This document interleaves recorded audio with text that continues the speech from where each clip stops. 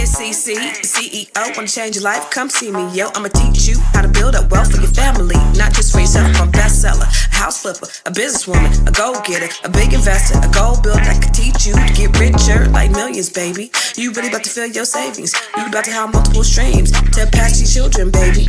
Let me teach you to get your credit on track in the long run. You'll make it all back at Catalyst and watch it all psychology black-owned firm, but we ain't all black. What's up, everybody? It's your girl, Constance Carter, and this is the Grow Your Money Club. We all over the place today, where we talking about how to grow your money and not blow your money. Because when you blow your money, ain't damn that thing funny. What's up? Happy Tuesday, everybody. Sorry, I'm a little late. We were having some technical difficulties. I have some really amazing. Why is Felicia on here? I have some really amazing women today. Felicia, you watching us? I see you watching us from backstage. What's up? You coming on the show with us too, Felicia? Okay, Felicia coming on too. Okay, that's what's up. All right, so listen, everybody. I have some of the most amazing women that are going to be joining us today, and I'm really excited about it. This idea and this conversation was really birthed out of two things. I was having two conversations. I was having a conversation with my sister last week. My sister was recently laid off. She's 52 years old, I think. And she was recently laid off. She was totally shocked that she was getting laid off. They told her, months before, and she ended up getting laid off. She has about 6 months worth of severance. So I checked in on her last week and I'm like, okay, how long have you been off? And she's like, 2 months. I'm like, 2 months. And so we're talking and she's telling me, just about some things. And I'm like, well, how do you have time to do this? And she's just been kind of waiting to see what happens. And, I said, well, what's going on? How come you're not like moving forward? And she's just stuck because she says, I'm over 50. I feel like I'm old. I feel like my life is over. I feel like, I don't know, all of these young people are doing all of these amazing things. I don't have the skills. I don't have anything. And she's just paralyzed. And I was like, wow. And so, I've been really trying to motivate her. And then my former assistant who had been with me for 15 years, she got married. Well, her husband passed away. Then she moved away to Vegas, got married. And she was telling me the other day, I think it was yesterday, that she was feeling stuck. And she felt like, she was in this job where it was just a bunch of young people. And she also felt like it was really hard for her starting over, at 50 plus. And although I'm not yet 50, I'm on the cusp. I'm knocking on 50's door. I understand because I had to do the same thing. I had to start over. I went through a very tumultuous divorce and I abruptly moved to the East Coast, just abruptly. And I had to decide in this iteration of my life, what do I really want to do with myself? Where do I really want to go? What do I really want to be? And I fasted, I prayed, and out of that, it was, I really want to help Black women. And it just so happens that the Black women that I'm helping, the majority of them are over 50. And they're in this iteration of their life where they're also deciding, what is it that I really want to do with my life? And it really made me realize that 50 is not the end, 50 is the beginning. And I'm so fortunate to work with women, Black women who have decided, who've made a conscious decision that over 50, I'm going to do something different. But it was after much trepidation. It was after risks. It was after all of those things, confidence, lack of self-confidence. It was all these things that were factors for them, but they decided to do it anyway. So I want to introduce you to some really, really brave women. And listen, this is a dialogue and not a monologue. And so I need you to talk back to me and talk Black to me. I want you to welcome these ladies. I know I didn't do my normal introduction where I asked you where you're watching from, because I know we have people that watch from all over the world. So I do want to acknowledge you and shout you out as well. Also make sure if you have a Black-owned business, put it in the comments. But I want you to welcome these ladies, because these ladies are women of a certain age that are doing some amazing things. And I want them to share their stories, but I also want this to be just an encouragement for you that it's not too late. And so these are stories that I've shared with my sister. These are stories that I've shared with my assistant about resilience, about what it looks like to be a woman of a certain age and have the fortitude to want to do it over. So the first person I'm going to bring on is Miss Kiswana Acres, what's happening, Kiswana? How you doing? Hey, how are you? Wonderful. Now, Kiswana she was in the first cohort of Net 7 Collective, right? First cohort? Yes. Yeah, Hmm. first cohort, Net 7 Collective. Yes. And so I'm going to let her tell her story. But before Kiswana begins to tell her story, I also want to bring on Miss Dee McCann. What's up, Miss Dee? Squire. Hey.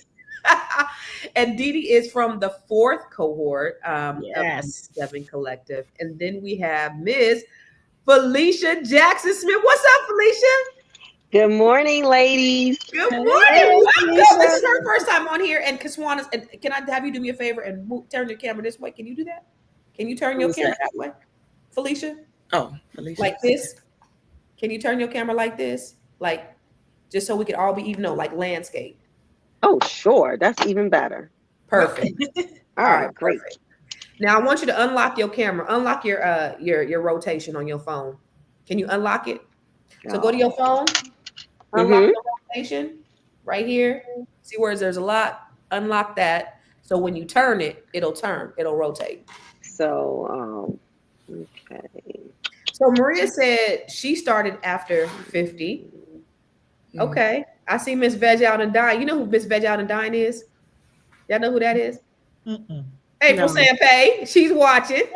Hey, April. Hey, April. And then Jocelyn. Thank you guys all for the warm welcome. While Felicia is getting her life together, I want to talk to you about your journeys of starting over. And then we have one more special lady that is going to be joining us. She's just having some technical difficulties, but she'll be on here in a minute. But Kiswana, tell us about your story in starting over after 50. Well, I have a few stories. Some happened prior to 50. I was in a relationship for 20 something years, starting in high school all the way up until my mid 30s. And then that, not going the way that I wanted it to go. We broke off. And then having to find myself because I lost myself in that relationship. So having to find myself, reinvent myself, figure out who and what I was after that relationship. And then venturing out and learning to date again and get out there and meet people. So I dealt with a lot of that. And that took me a few years because, when you're in a relationship, your high school sweethearts, it's hard to just jump back out there. Because that's all you're used to. It's almost like you grew up together, which we did grow up together, since we were little kids. So that took me into my 40s and 50s. I'm still trying to figure out how to date and meet people and things of that nature. So let me ask you a question. So you start over. So you were with your high school sweetheart. I was the same. So So basically, you were with him probably more than half your life. Yes. This is all you knew. All you knew was this one person. This is you built your life around this person. Whatever happened, it happened. And then when you became single, how did you feel? Did you feel like you were stuck? Did you feel freedom? Like, what was that feeling that you felt?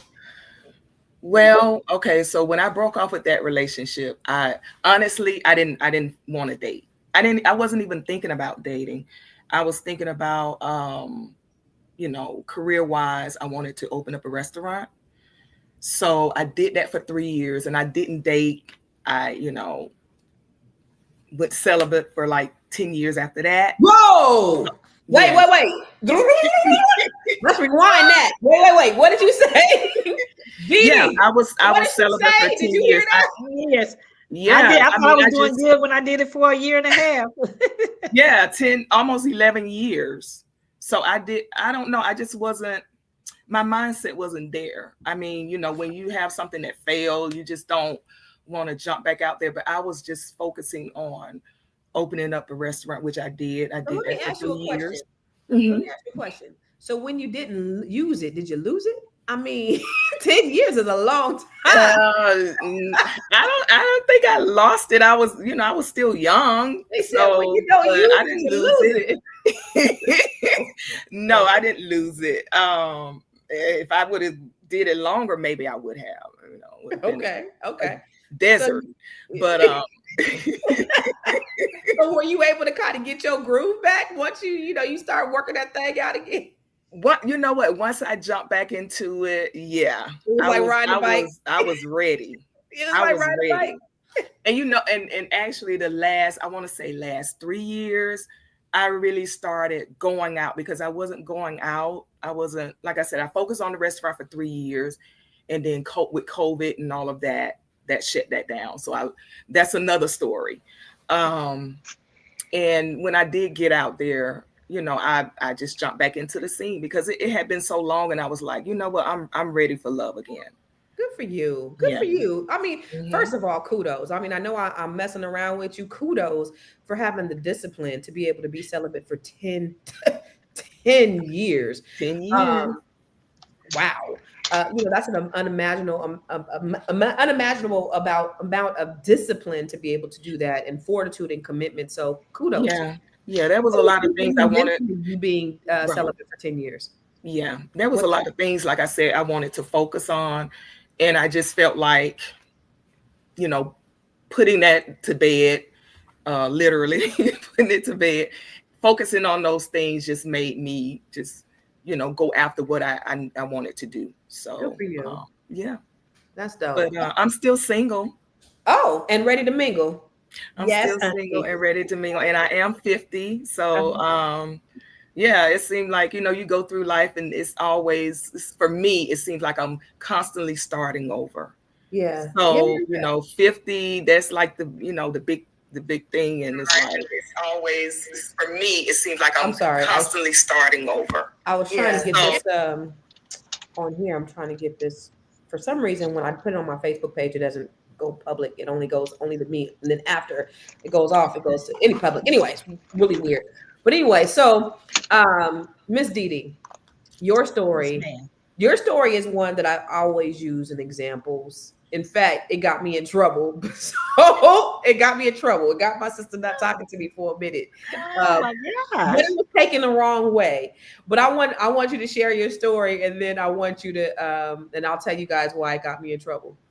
Okay. Well, my name is Deidra McCann, and I'm an attorney. I'm a partner at the McCann Law Firm. My husband and I have a law firm. And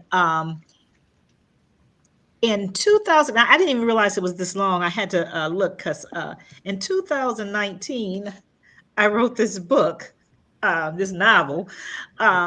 I finished writing it because I'd been working on it for years and putting it down for years and coming back to it and everything. And it published it in 2020. But when I did it, I got this knack for writing. I really started loving to write. And so that's it. I wanted to turn it into a movie script for it. And so and then after that, I wrote the script for several other movies. Not last year, the year before that, I had last year, my movie, he only hit me 4 times, which is a short movie. I had that produced, and so now I really got the bug. And it's funny because I talk to people sometimes, and they're like, well, I'm 39 years old, I'm 38 years old, I'm 40 years old. Who's going to hire me, or how am I going to go to something else? And I'm like, okay, I was older than that when I decided to do this, and I still practice law, but I am in the film industry now, and I'm getting deeper and deeper and deeper, and I ultimately want to do that. Retire as a film writer. Matter of fact, I wrote and directed my first film, and so now I'm doing. And I was wishing Miss Ida was on here because we're doing something together too. But it's just it's not an easy thing to, especially if you feel like because some people, they leave a job, they totally leave a job, and they step both feet, put both feet in.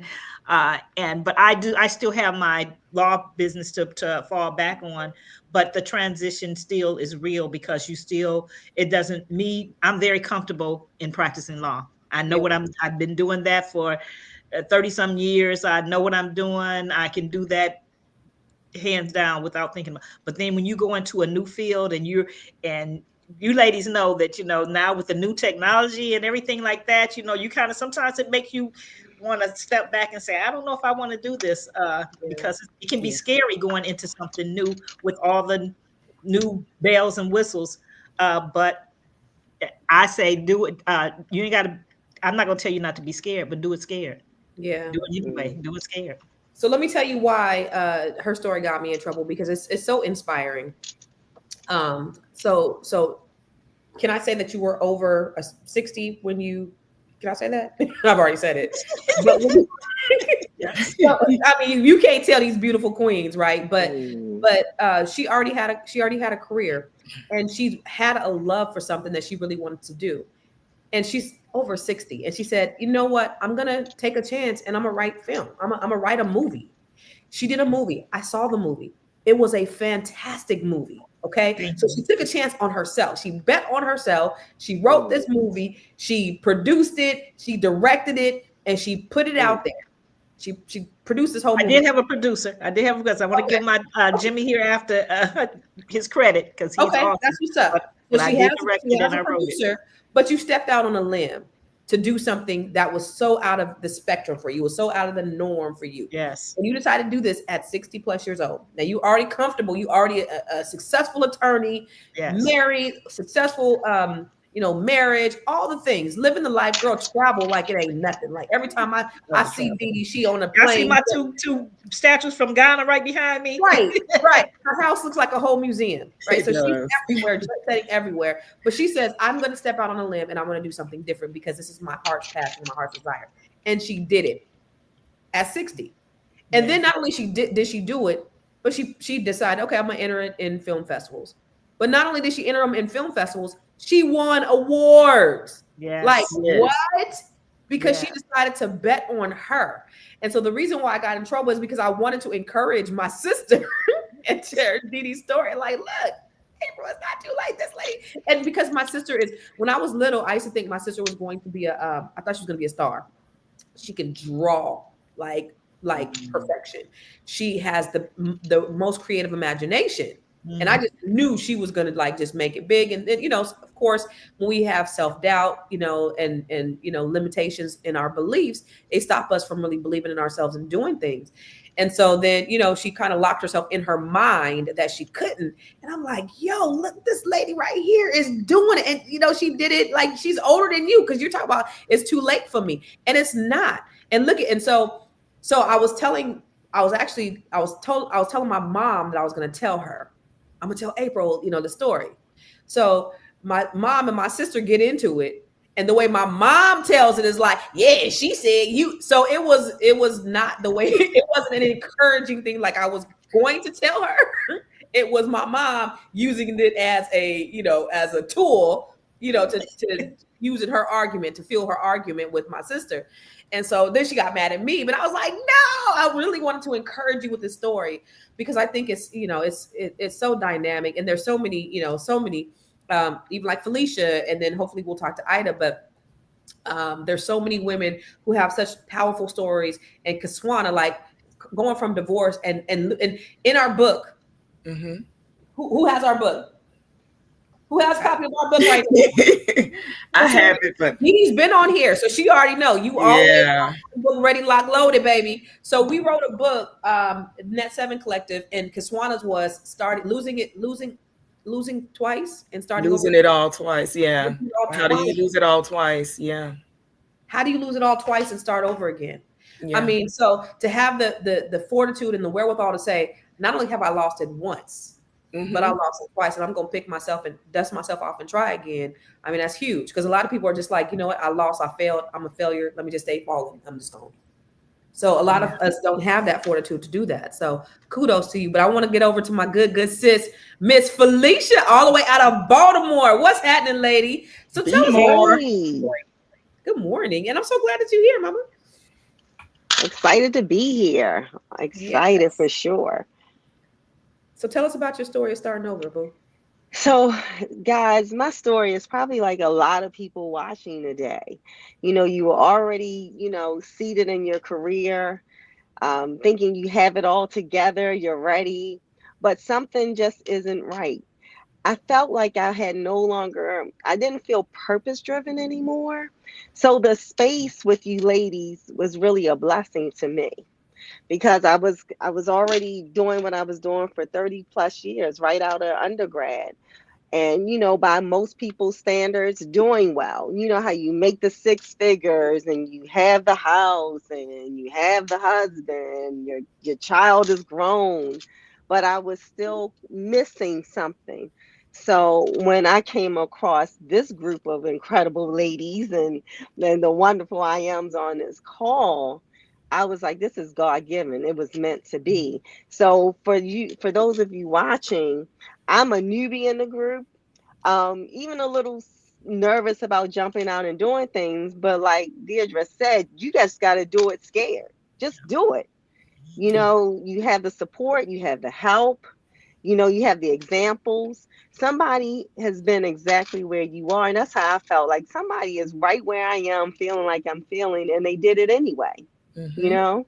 So, I mean, it's just a great space, and you just got to do it because if you don't, you'll wake up and it'll be gone and the time is going to fly by anyway. So why not just do it? You know? Right. I love this. I love the fact that we're all in different spaces of our restarts. You know what I mean? Like you're so Kiswana is like, I not only did it, I had to do it, but I did it again. Didi is like, listen, after this certain age, I went ahead and just started a whole new career. And then Felicia's like, listen, I'm on the cusp. I've been comfortable and I had to push myself from being uncomfortable and just doing something different. And so for you, Felicia, like, what was it like to make that decision to say, I want to do something? Do you know what? I'm not quite sure I know what it is, but I know that doing the same thing over and over again is the definition of insanity. What was that like for you? Well, when I started and when I found you, which I knew was a blessing, I did not quite know what it is I wanted to do. I just knew I wanted to do something, you know? And the reality is, guys, I don't know about a lot of you. I want to just get up and do what I want to do when I want to do it. Yeah. And sometimes you just can't, even as a grown 50 plus, 60 plus year old woman, you know? So that is what my struggle was. Like, I want to do what I want to do, and I have to carve out a lane that allows me to do that. And I am currently still carving it out, but I'm on a path to get it done. I love that. I Yeah. love that. Didi, let me ask you a question. So you jumping into a totally different lane.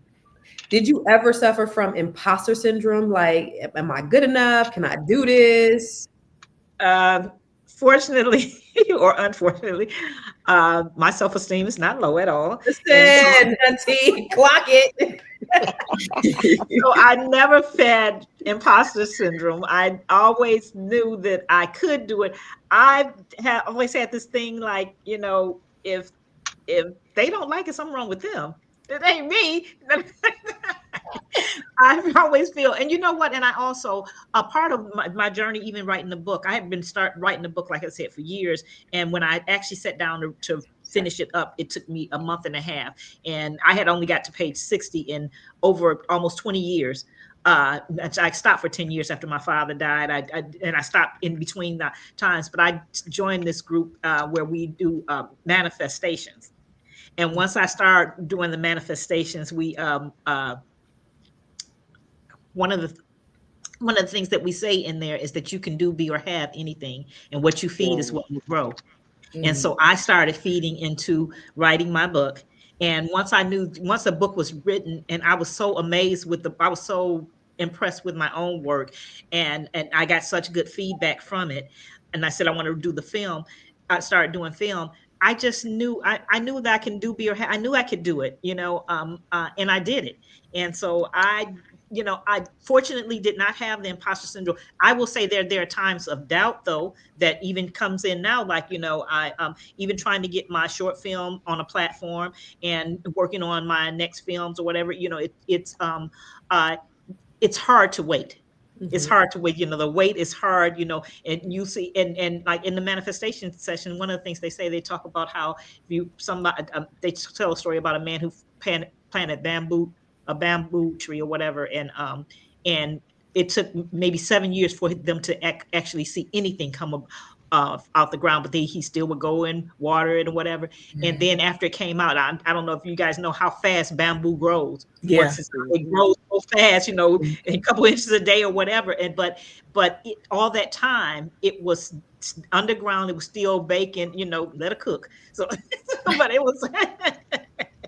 But you know, so it's hard to wait. But you know, but I do know that it's coming. So I don't have that. I don't feel like that I'm not doing. You know, I can't do this or I have imposter syndrome. I don't have that.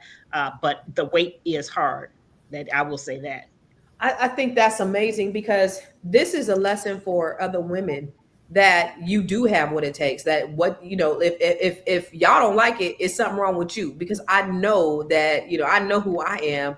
You know what I mean? So like, what would you tell other people? What advice would you give to other people who do have imposter syndrome, who don't think that they could do it? Like, what are some things that you could tell them? You know, I say this, that one thing that I know is that we all have something, we all have our gifts, and we all have something to give. And whereas what you do may not appeal to some people, but it is going to appeal to some people. There's going to be people that it appeals to. I hear people talk stuff about, I know, and I think about the film industry. Some people don't like Tyler Perry.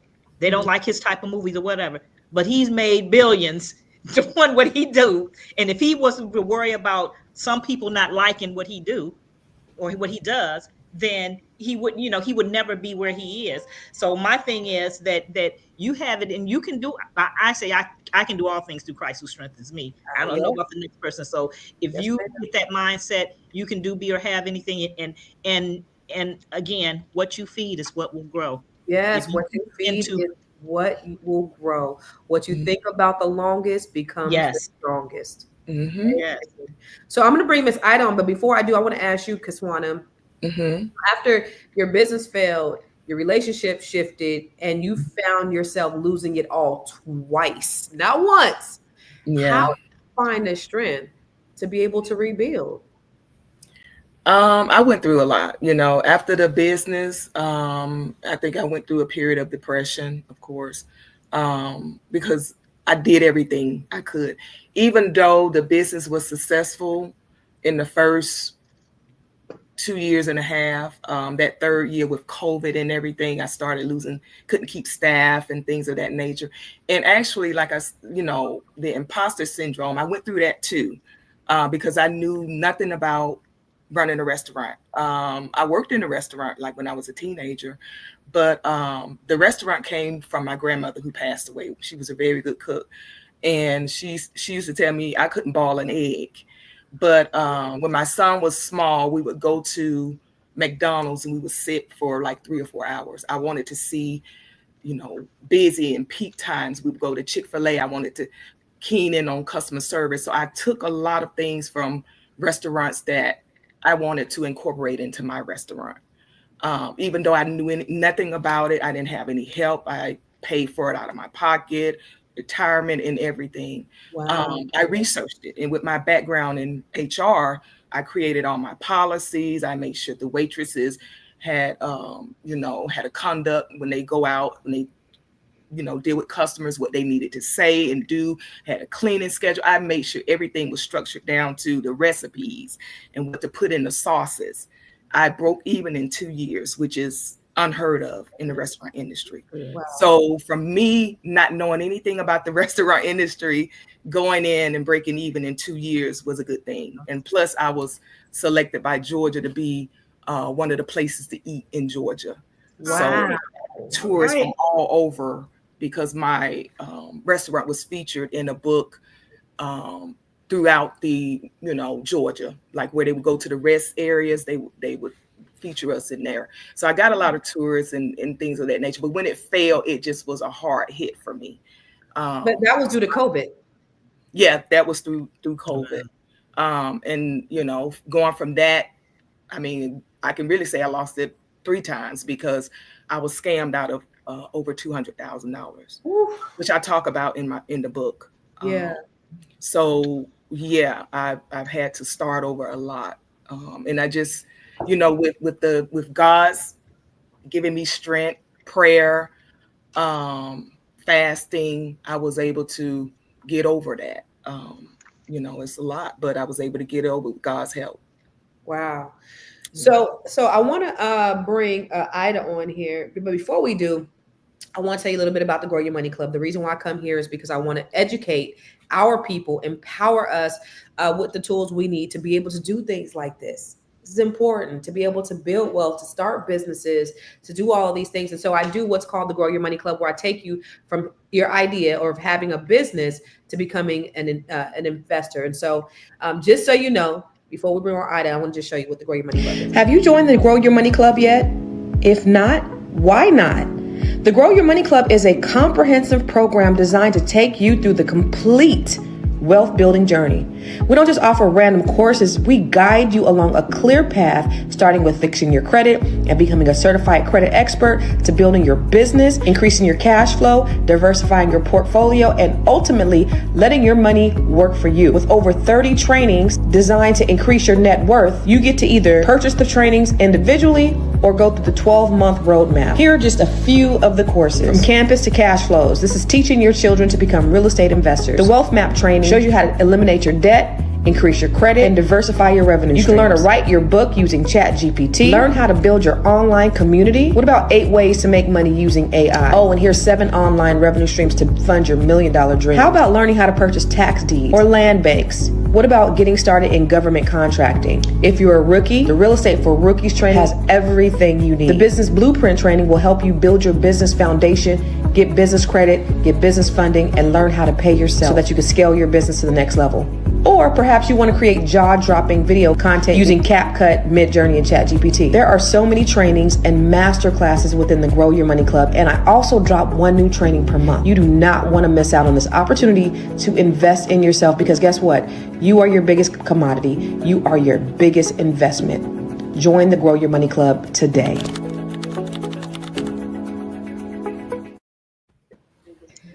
All right. Oh, hey, she made it. What's happening, Miss Ida? Ida. And blessings. Ida. My ignorance on this stream is outstanding, so I apologize. I wanted to be with you all from the beginning until the end.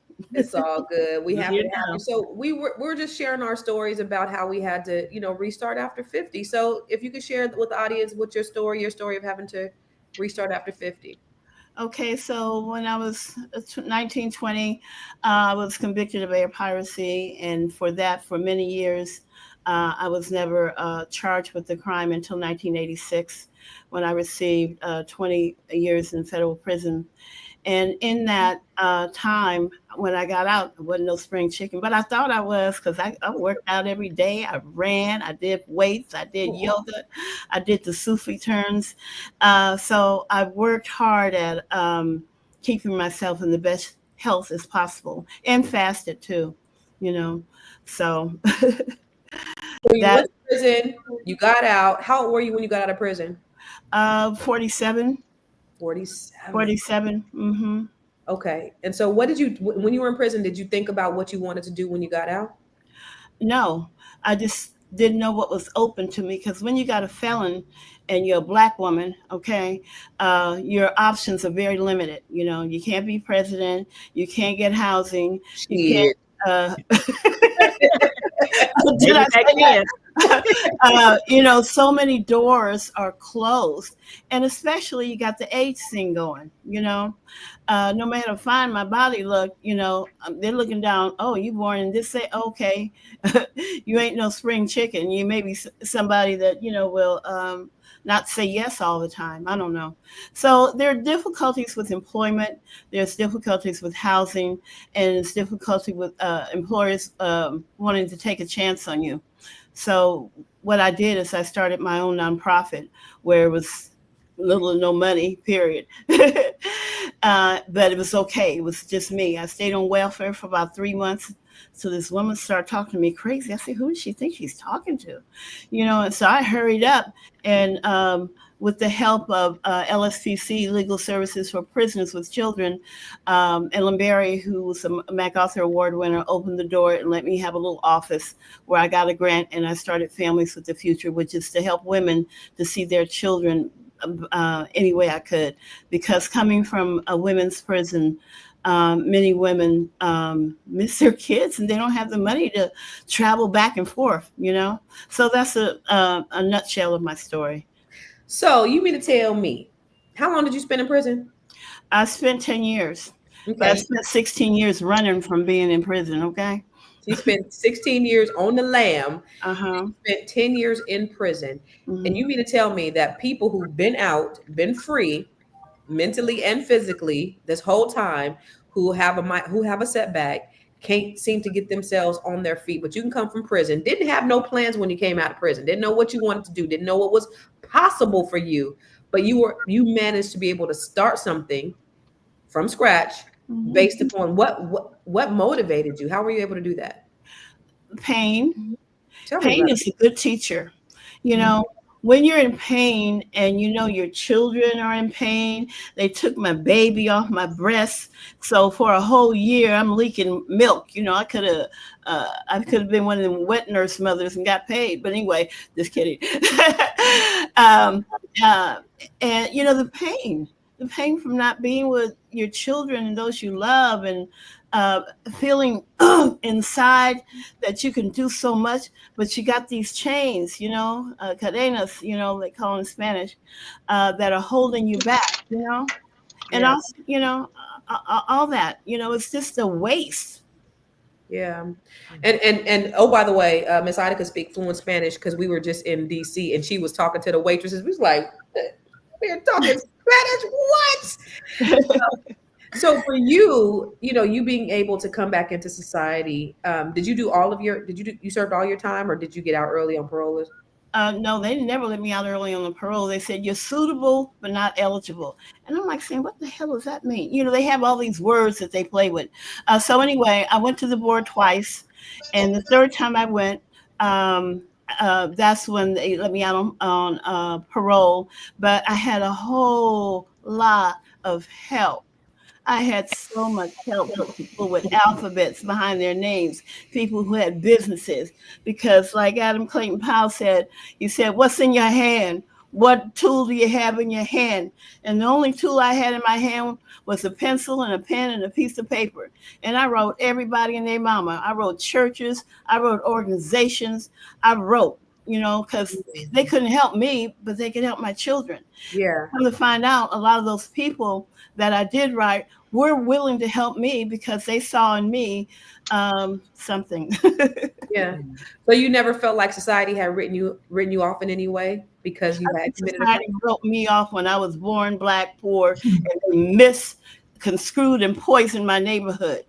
I was already written off, but I'm going to let my people write me off because I'm going to do my best. Yeah. That's So right. what is it for you, Miss Ida, that women need to understand about freedom, or not just physical freedom, but mental and spiritual freedom? I think that they need to look at their history and look at our history. We didn't just get here by chance. All right. I'm from Hunters Point, California. All right. AKA San Francisco. And in that, women fight. But we were the children of those who came from the Great Migration. Those women were some badasses. Yes. They were really some badasses. They Yes. came here with nothing, established themselves, lived in, I found out that my mother's first house, she had 2 bedrooms.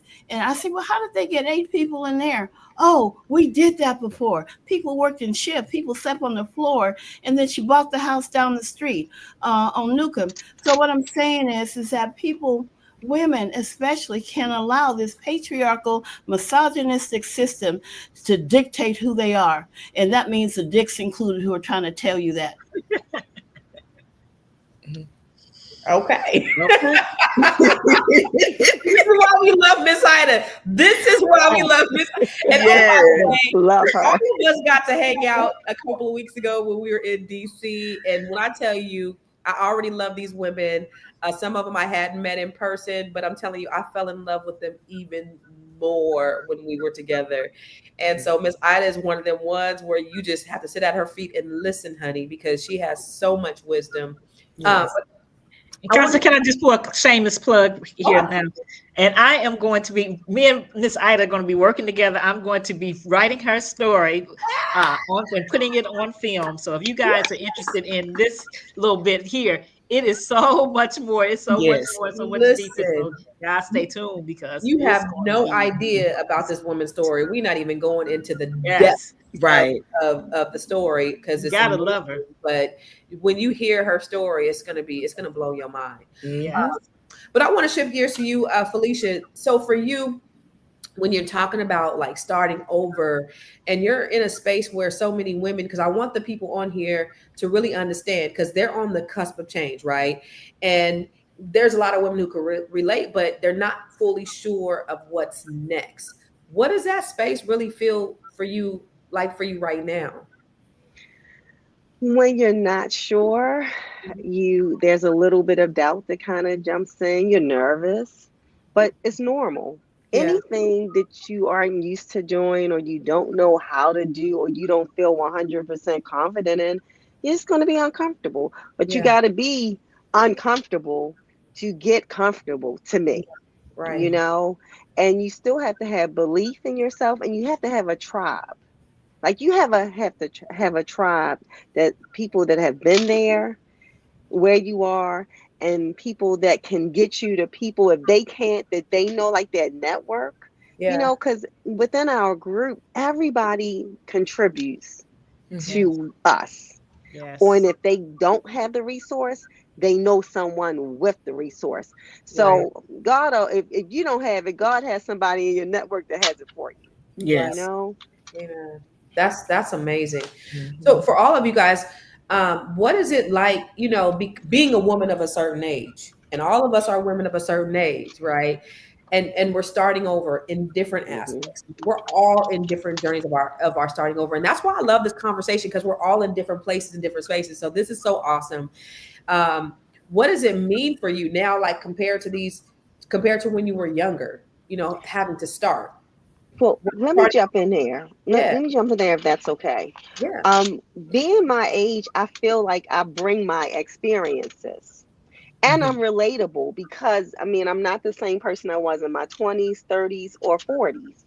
So that makes people want to listen, hear my story. And some people have watched me over the years. They didn't know what I was doing and they wanted to know. They want to know what I'm doing. So I think your life experiences make you relatable versus when I was young, I was just trying to figure it out, you know? Those are the things that I tell my daughter all the time. It's like, you don't know who you are in your 20s. Like, don't worry about it, because everybody is like you. Trust me. Mhm. They may seem like they got it figured out, but they don't. 30s, you start to figure some things out. 40s, you kind of know what you want. 50s, you ain't taking no shit. 60s, you don't give up. But like, it's just the whole evolution of who you are. As we get older, we come into our own a lot more. Yes. What does anybody else have any idea of what it means starting over now compared to when you were younger? I do. I think it's important. Many years ago, I read this book, back in the 60s, in the hippies era in San Francisco, and it's called Be Here Now. And when you talk about being here now, we have to be in the present. Okay, what you're working with, what you got, Yeah, and then from there, surge forward. You know, because you never know what tomorrow is going to bring. But what do I have now? What do I have to offer? I have my motivation. I have my dedication. I have my jantra or target people that I want to be a part of and help uplift. So I'm not comparing myself to a 20-year-old or 30-year-old, even though I do sometimes in my mind. I'm looking at Simone Biles. I say, why can't I do that? No, I'm just kidding. Simone Biles. Okay. Oh yeah, the body won't let me. Okay, so I say, okay, I got to deal with that. I love So it. being here now, being in the present, seeing what your assets are, just like you would do when you go for a loan. What are your assets? I don't look at the liabilities because they're going to be there. I look at my assets and I try to, Boom. inject them with some steroids. I love it. Anybody else? Didi, Kiswana? I'll just say that being where I am now, I come with experience. You know, I've been through some things. You know, when you haven't been through anything or whatever, you know, you don't know what the cost is, or you might be shocked when you run into an obstacle, or you might be like, I don't know if I can do. But when you've gone through something and you came out on the other side, I think about Kiswana talking about losing it twice and getting it back. When you come through, she's probably at a place now that, you know, she's never trying to lose it ever again, but she knows that there is a way to get past that. You know, I know there are things, you know, and it's sometimes, and that's why I love our book, Unbreakable, because the stories in there are about things, obstacles that we've overcome. I mean, the whole stories of survival, sisterhood, and success. We've all gone through something, and we might not look like what we've been through, but we've been through some things. And my experience, so starting now, I'm like, well, if it doesn't work out, I know I can still do something else, or I can fall back on what I've done before. So it gives me more confidence that I know that I can do these things. And I know that if it doesn't, it's because there's something else better for me. I don't look at it like if I do something, I say there are no failures. There's just lessons. Yeah. So, amen. So before we go to the next one, I'm gonna alley-oop this to you, Jahari. So Jahari, tell me, y'all hold up this book. Anybody else got this book? All right, bet. All right, so go ahead and go to that net 7. You got it up, Jahari? This book is an inspiring collection of stories from the ladies of the Net 7 Collective who've overcome adversity, broken generational cycles, and built wealth while uplifting their communities. I am so proud to be a part of such a powerful group of women who truly live by the principle, iron sharpens iron.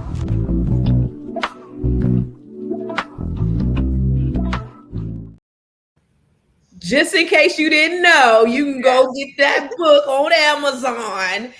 But it is really inspiring. Actually, I was talking to somebody last week and she said, oh my God, every single story she said, I could not put this book down. Every single story was amazing. It was inspiring. It was all of that. And so these are women just like everybody who's watching. We've all been through some things, just like you said, Dee. We just don't look like what we've been through because we didn't allow our circumstances to defeat us. And that's just what it was. So Kiswana, for you, what does that look like compared to when you were younger? I mean, when I was younger, I was just, you know, having fun, figuring it out. You know, back then, you know, you just don't really think about it. You just live carefree, basically. But as an adult and going through a lot of things, you know, I grew up in a Pentecostal church. My mom is an evangelist, and you know, going through trials and everything, I just know that it in the end you have a testimony because so many people are going through similar things and they may think that they can't get through it, but we are an example of how to get over that, you know, and how we got over it. So in the end, it gives glory to God because we have a testimony to give and share with the world. Yeah. And speaking of which, you know, you're talking about how you grew up. What role for all of you guys? This is a question for all of y'all. What role has faith or your spirituality played in your reinvention? Ooh. Who wants to answer that? Go ahead. I mean, for me, it played a huge part in my reinvention. Growing up in church, you know, we didn't have a choice. We had to go. We was in there 7 days a week. Ooh, that sounds when I get older, I want to go out and experience life, you know, and all of that stuff. But when I got older, what I learned, you know, from church and my faith and everything, and, you know, in God, it helped me, you know, all of that came back to me, you know, prayer and fasting. And, you know, my mom, like I said, she was an evangelist. I would always call her when I was going through things and she would just stop what she was doing and would pray. So, you know, my faith kept me from committing suicide. You know, there were times I wanted to end it. Yeah. But you know, that was what brought me through. Yeah. Yeah. I mean, faith and no matter, you know, what faith, you know, because we all have our varying belief systems, but I'll tell you that faith and fasting and prayer is what had these ladies right here are a result of my faith and my fasting and my prayer, because all I wanted to do was pour into people who look like me. And I put it out there, and it's just that thing that, when you put something out there, God is going to add the increase if it comes from your heart, right? And so God is going to bless you with the desires of your heart. And so he did. And so that was, for me, faith was a huge part. And it's a huge part of what I do daily. Like when I look outside and I see, all these beautiful trees and the greenery, that's a blessing. That's my spirit. That's where I go. And that's where I'm thanking God, like, God, you are in the beauty of all of this. And then just being grateful. Because we talk about that too. Is just like when we get up in the morning and we're praying, we're not praying, asking God for nothing, because God already knows what we need. But we're praying a prayer of gratitude because we're so grateful for what he's done for us, because we are blessed to be amongst the land of the living, even when things ain't going right for us, even when we're not living in our best moments, even when we're dealing with hardships, heartbreak, all those things. We know that we're grateful because it could be way worse. And so we have to stand in that. It's going to be greater later. That's, for me, the reinvention for me was knowing that it's going to be greater later, because I know that God loves me. I know that I'm worth more than this situation, this circumstance right now. So I know it's going to be greater later. I gotta go through everything step by step. I gotta go through all this hardship and all this pain, and I don't want to. Lord, just give me the fast pass to the other side of the healing. No, you're gonna have to go through every single part of that rebirth. However, when you endure it, it will be greater later. For Yes. me, that's what the faith was, for me. But can any of you guys relate to that? Oh, absolutely. Can you guys hear me all right? Absolutely. Yes. Well, I say if God can take you to it, he'll take you through it. Boom. Mhm. Yeah. And I always know we win. Regardless of what it looks like, you gotta know that we win. So a lot of times he's not gonna give it to us when we want it because we can't even handle it. Mm. Mm-hmm. I like that. So Yeah. he has to build us so that we can get to the point where the blessing comes and overflows, we can roll with it. So Yeah. just know, like, if you got to be rooted in your faith, because if you don't, you can be all over the place, following this win, following that win, following this person, following this video. You got to have your foundation and know that you win, and know that he is with you. He's in the front, he's in the back, he's on the right, he's on the left. Amen. So just know he is always with you, no matter what it looks like or what it feels like. Well, there's this thing that we have these myths about women of a certain age, and I know one thing that Miss Ida talked about is being able to get out and do the same thing Simone Biles. Yeah, that ain't happening, because that is a myth. That ain't happening. However, comma, what are some myths that people have about women over 50 that you want to like eliminate right here and right now? One of them, I think that some of the myths, because I work with men, and I have worked with men a lot, especially in the jail where I used to work, is that they're looking for a ride. Women in their 50s, they're looking for a companion, somebody to spend their money on, and they're looking for a ride. Wait a That's minute. Wait a minute. Wait a minute. Wait. That's Okay, pretty say that one normal. more again. Women are looking for a ride from these broke ass brokies. Is that what you said? uh-huh. Yeah, Okay. because Okay. the patriarchal culture is embedded heterosexism. So if Okay. you don't have somebody, even if some broke broke person, I mean, look at the wedding, the people who married all these men in prison, even those who have committed horrible things, and they got lines. Look at Charlie Manson. Look at all who've done horrible things, and they just want to be with somebody and say they're there because it's ingrained in the programming, in the media, that you got to have somebody, and if you don't, you're gonna do it. You're gonna do what you think you should do to feel complete, which is totally erroneous. So it's a myth. I'm with you on that, sis, because here's the thing. And when I talk about things all the time, the first thing that'll come out of somebody's mouth is, that's why you ain't got no man, or do you got a husband? And so we are defined by the fact that if we have a companion or not. And trust me, a husband is not hard to get.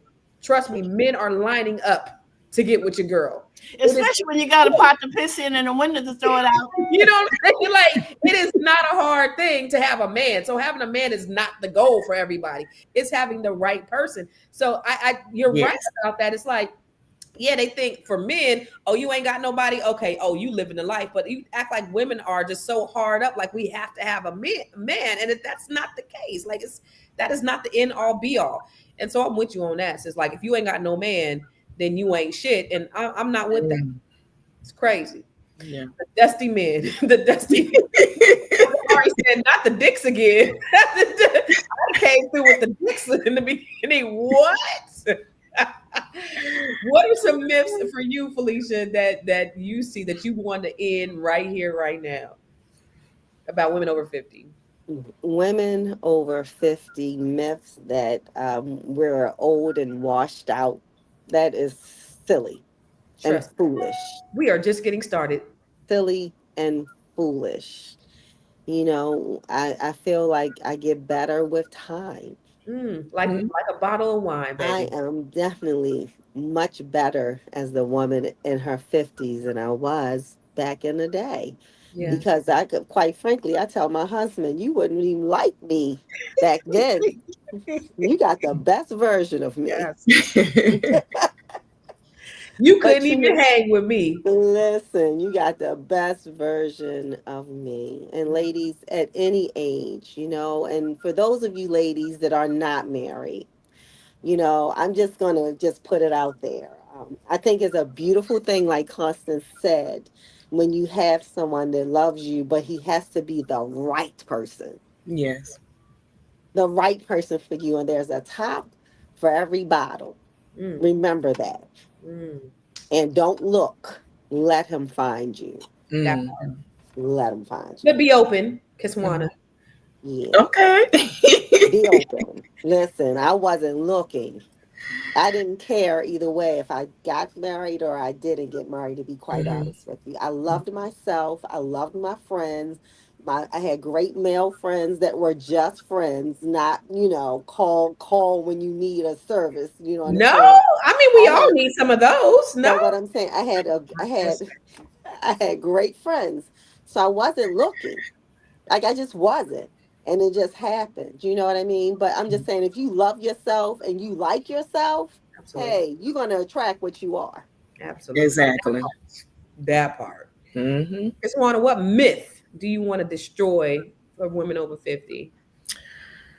Oh, that we're too independent and headstrong. I mean, that's kind of what I hear from some of my male friends. And that's what they say, that's why they look for younger women. Oh, because they want somebody to control. So I know that's a whole nother conversation, but we'll have that one too.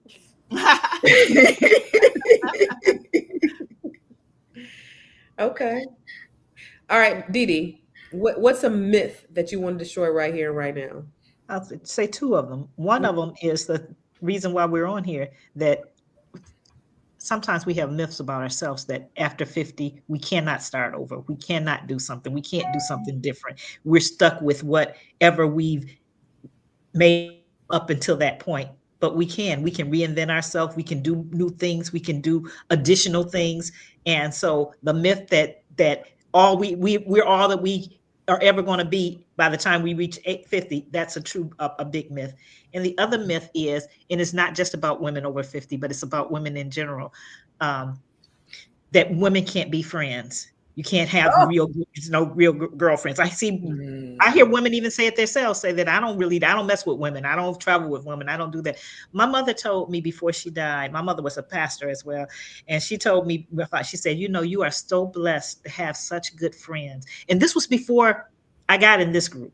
Yeah, and I do have very good friends, but I will tell you, coming into Net 7, I have developed some additional, a boatload of good people that I can call friends, that I truly feel as friends, people that are supportive of me, that I can support, that I can have fun with. We can do business together. We can, take care of business when we need to. We can party together. We can twerk at Dee Dee's house together.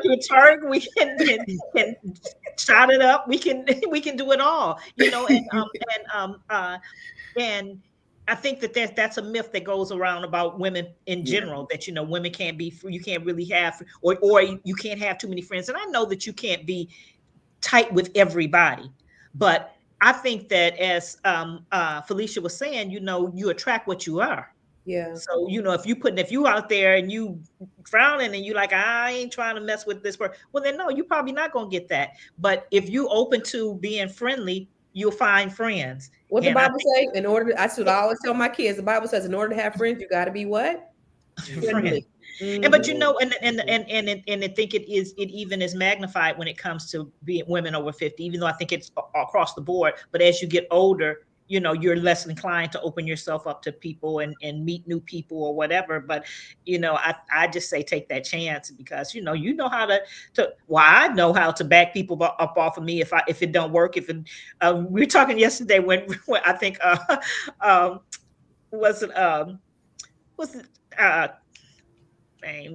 we were on the call yesterday, and they were talking about, I know how to tell people, no, I don't want to do. Yeah. What was that? April? April. Yeah, it was April said that. So I know how to back people up if I don't. But I think it's important that we open ourselves or allow ourselves to be open to friendships and new friendships. And because there's some wonderful women in the Net 7 Collective, and I'm so glad that I had the opportunity. I'm so glad that my mama put that in my head that, that I have wonderful friends. And so I'm not a person who feels like I can't have women friends. I have wonderful women friends.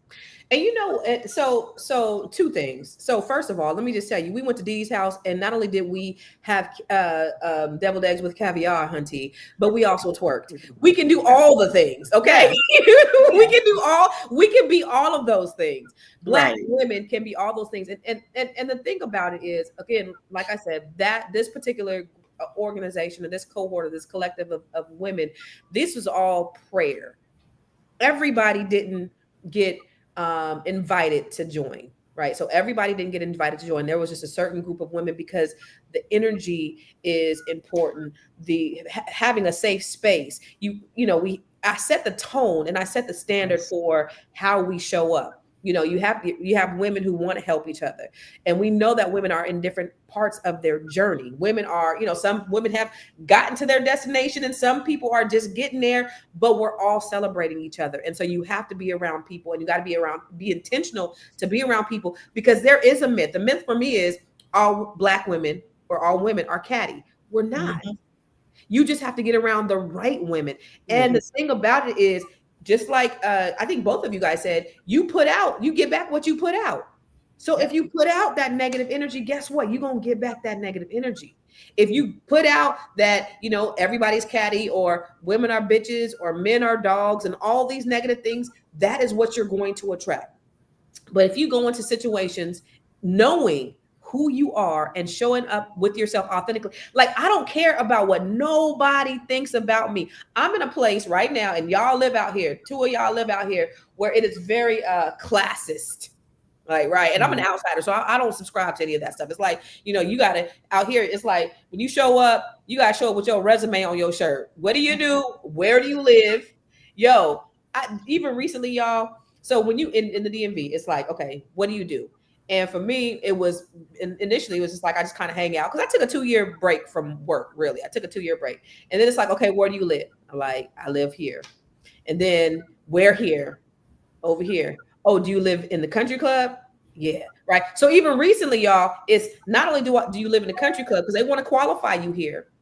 Do you live in a townhome or a house in the country club? What?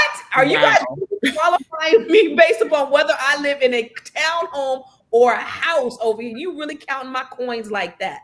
I don't subscribe to any of that. That's bullshit. I can walk in a room and I don't care about what nobody says about me. My assistant used to always say, people looking at you crazy. Or my ex-husband used to be like, people are looking, I don't care. I have so much confidence in myself because I love myself and I love everybody around me. So if you don't like me, that's on you because I love everybody anyway. And so as long as you have that attitude, you're going to attract people like that.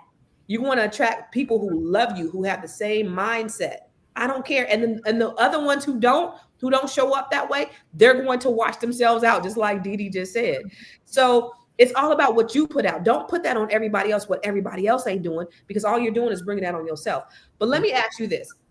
Since we're talking about sisterhood, like how important has sisterhood been? And I know Dee Dee already said it, but for the rest of you, for in your journey in getting where you are, and what does community look like for you all now? And I'll start with you, Ida. Sisters have held me up. Listen, Consciousness is everything. And those people, like you say, I don't even subscribe. I mean, your consciousness has to be able to attract who you are based on your surroundings. Yeah. And I have the most beautiful sisters in my life. And I'm not afraid of meeting more as I have met y'all. Yeah.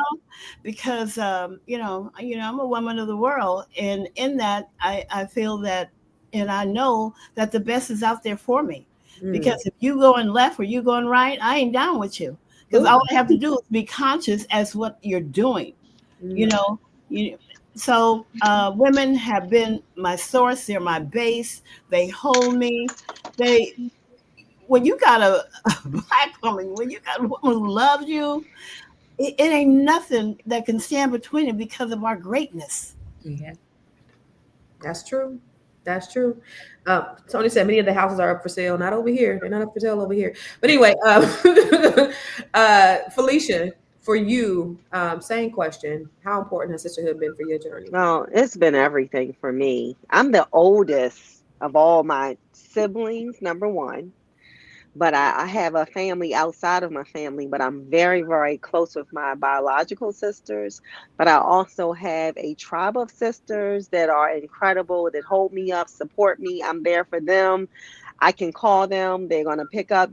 I'm the person, and I like to be the person. And if somebody sees my phone number, they pick up. I want you to be happy to see me coming, not happy to see me going. So I've been blessed. I've been blessed to have a wonderful group of women that love me. As a matter of fact, I was told something very similar to you, Dee Dee. It's a blessing to have friends. Mm-hmm. It's a blessing. Yeah, it is. Because you learn things from your girlfriends. Your girlfriends, you can talk about things that you can't really talk about with your man, with your girlfriends, Mm-hmm. But I'm very grateful for the women that I know, for the sisters that I have here at Net 7. I'm so pleased to have another group of sisters.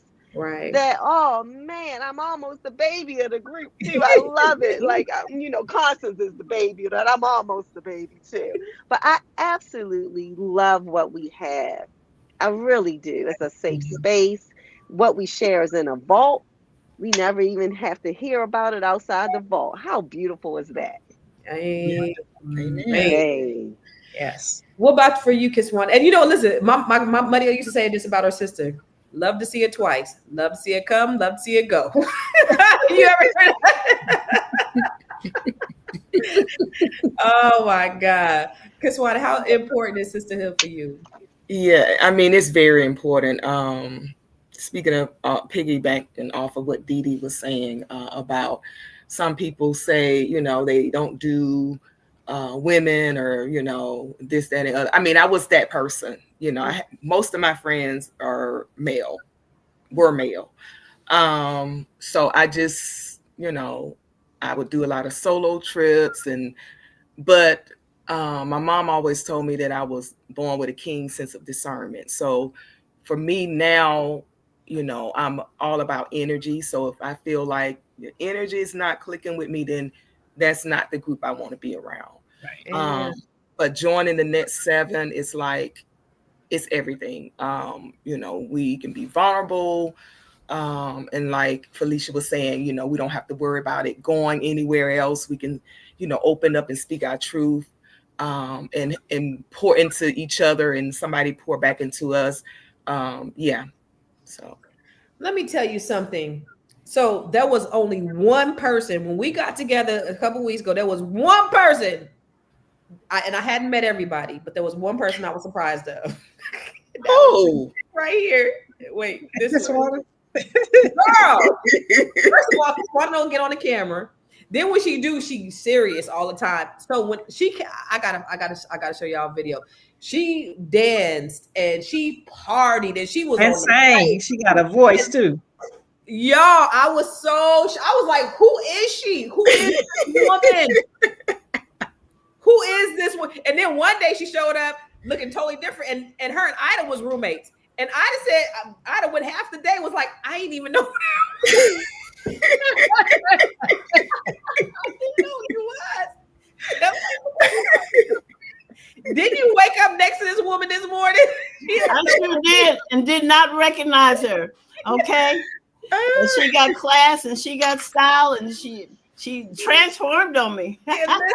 Didn't she? She was gorgeous day one and day two, but I didn't know it was her on day two. I'm gonna clown you real quick though. We all showed up at the museum with our Net 7 shirts on. We all had our this one right here came in all white. She said, I am the main character. I am not coming in. No, I didn't have my shirt, but that was the reason. She said, but I'm gonna wear whites. You hear me? I love it. But I mean, it's just we just all connected like glue, like from the onset. But it's because of the work that we did inside before we even got there. But it was immediate love with every single person, and that was so dope. Okay, one last question, and I'm gonna let you guys out here. Okay, one last question. So finish this sentence. It's not too late to start over. Okay. Somebody else? Learn something new. Wait. Who said that? Live. It's not Felicia too late. Live your truth. Mm-hmm. Okay. Live your truth. And sometimes you have to get quiet and go in your place and your prayer or meditation, but live your truth. We only get one life. Yeah. We're all going to die. So live your life. So while we're here, we got to do what? Live your life. Amen. What did you say, Didi? I said, learn something new. Amen. What about you, Miss Ida? It's not too late to allow your brilliant spirit to shine. Wow. It's not too late. So it's not too late to live. It's not too late to start over. It's not too late to let your brilliant life shine. What did you say, Didi? Learn something new. Learn something new. So ladies, listen. Deborah online says it's not too late to reintroduce yourself. It's not too late to reintroduce yourself. Maybe you're in the season that right now. Yeah. Can I tell a quick story? It's really short. Absolutely. Okay. Well, when I was in prison, there was they call him Daddy Longlegs. I call him Mama Longlegs because it was in a female prison with me. And so I never killed it. I just sit up there and I watched it in my corner. And through the years, I learned how it interacts. And sometimes that Mama Longlegs comes out of her whole shell. And I looked up there in the corner. I say, I wonder what happened. Is there two of them? And I realized that the spider had came out and renewed itself. So it taught me so much. That's just one of the things I learned from not killing a Mama Longlegs. And they're not spiders, by the way. They're opilions. So they're harmless. Thank you. I didn't know that. So how often does a Mama Longleg renew itself? Well, through the years, there were many, and I would just watch it and meditate on it and see what it does. So I have a whole list of things that got me an A in college, but that's one of the things. Sometimes you just got to come up out of that shell completely and step out and allow yourself to be renewed. Yeah. Yeah. Listen, y'all, starting over, it does not mean that you are behind. Right. It means Right. that you are becoming. This is not the end. This is the beginning. Dee Dee started writing films at 60.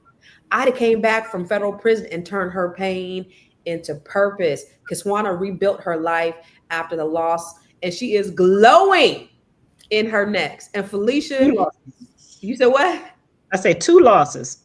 Yeah. 2 losses. Yes, 2 losses, and rebuilt twice. Yeah. And Felicia, she's trying to figure it out. And she's not doing it alone because she has us sisters right here with us. Neither should Absolutely. you. So, ladies, listen, get yourself a tribe, get yourself a group, because the thing about it is iron sharpens iron. You need sisters around you who can lift you up, who can undergird you, who can pull you when you're going through. You need that. And you also need to be that for other people. So if you don't have that, make sure you are that.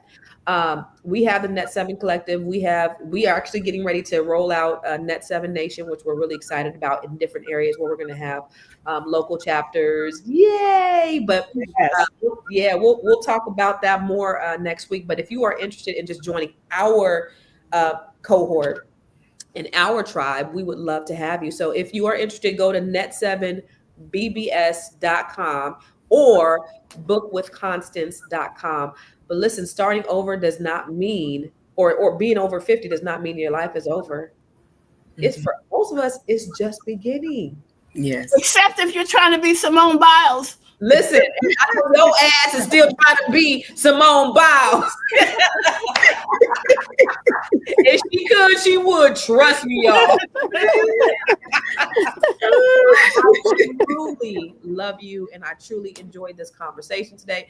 And there's going to be more. We got to do this more often, y'all. We talked about it on the thread, but we got to do this more often because I really want to showcase just how brilliant women that I get to hang out with every Wednesday and every other Monday. Like, I'm so blessed. And I always tell these ladies, like, if I died today, I would die a happy camper, just because I have met and get to share experiences with some of the most brilliant and beautiful women in the country, in the world. So I will see you guys tomorrow. Everybody else who's watching, same bad time, same bad channels. Ladies, you guys, thank you again for showing up. Thank you so much for inviting me. Thank you for having us. Y'all are welcome back anytime. Don't get off yet. Hold up.